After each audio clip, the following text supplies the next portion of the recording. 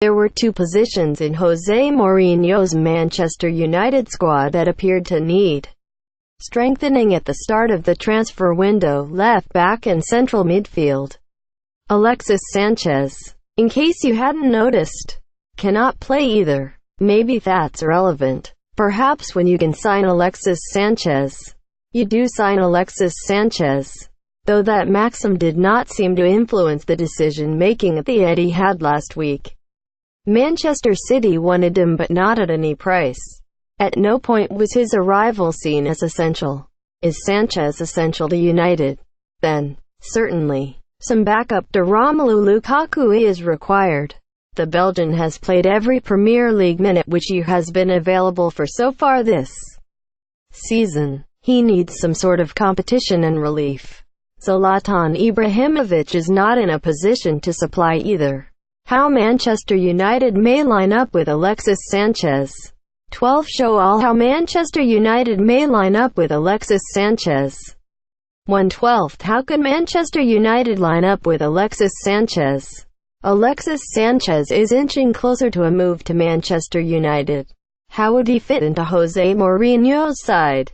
Getty. 2/12 GK. David De Gea. Getty. 3/12 RB. Antonio Valencia. Getty. 4/12 CB. Phil Jones. Getty. 5/12 CB. Eric Bailly. Getty. 6/12 LB. Luke Shaw. Getty. 7/12 CM. Nemanja Matic. Getty. 8/12 CM. Paul Pogba. Getty. 9/12 RW. Juan Mata. Getty. 10/12 AM. Jesse Lingard. Getty. 11/12 LW. Alexis Sanchez. Getty. 12/12 Street. Romelu Lukaku. Getty. Sanchez would provide both, but at $400,000 a week, on a 4.5-year contract, following a 20 meters signing on fee, acquired in a player trade worth 30 meters, he would be an expensive plan B. The Chilean could hypothetically supersede Lukaku as Mourinho's first-choice central striker, but that in turn would mean demoting last summer's 75 meters marquee signing to the bench. Mourinho is also unlikely to deviate from a lone frontman formation, having seemed to settle on his tried, tested and trusted 4-2-3-1 setup.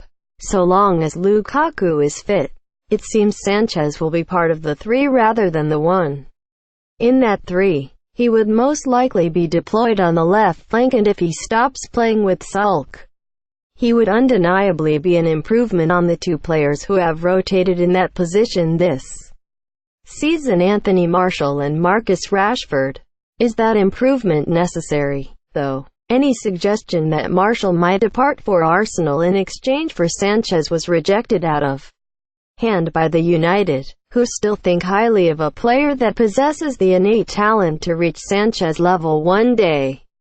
A manager who trusted that talent more may look to nurture it rather than drop it further down the pecking order. The same applies to Rashford, who is not as naturally gifted than Martial, but, of the two, has been largely preferred so far this season. Even so, the 20-year-old is believed to be most at risk from Sanchez's arrival. Once the Chilean comes, Rashford is likely to play second fiddle to either him or Lukaku, in a definitive backup role for the first time since his famous breakthrough. Two young talents who have the potential to become among the most important players at United could, therefore, be sidelined for a superior yet costly 29-year-old. It is a debatable move, certainly not a crucial one. For all the Robin van Persie comparisons of the last few days, it has been forgotten that the Dutchman's presence in 2014, long after his brilliant debut year, contributed to Louis van Gaal's decision to sell the young, flawed but well-regarded local academy product Danny Welbeck. It would be shame if the Sanchez deal, some way down the line, had a similar same side effect. Back to the original question though, is Sanchez essential to United? Then, not in footballing terms.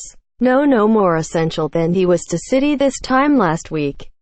He will not help United finish any higher than second in the league, and reaching the quarter-finals of the Champions League would feel just as possible without him.